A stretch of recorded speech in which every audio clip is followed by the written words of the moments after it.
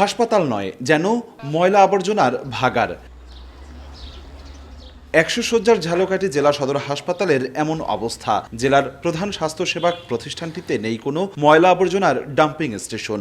আবর্জনার স্তূপের মধ্যে চলছে জেলা সদর হাসপাতাল ও মা ও শিশু কল্যাণ কেন্দ্রের কার্যক্রম। ড্রেনেজ ব্যবস্থারও একই দশা।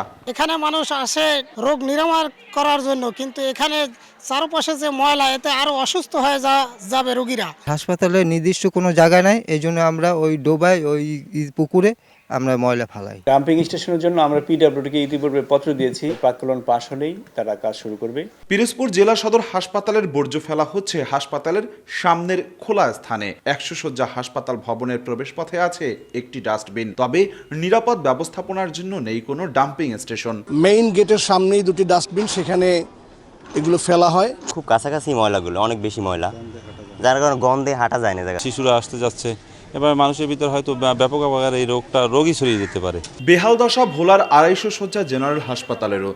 যেভাবে পারছে ময়লা আবর্জনা ফেলছে এদিক সেদিক। দুর্গন্ধ, পরিবেশ বিপর্যয়ের আখড়া যেন হাসপাতালগুলোই। প্রতিদিন ময়লা পরিষ্কার করি আইনা থুই, কিন্তু পৌরসভায় এর পরেও ময়লা নেয় না। ডাস্টবিনের ভিতরে ময়লা ফালানোর কথা, কিন্তু ডাস্টবিনে ফালায় না, ফালায় সব সাইডে।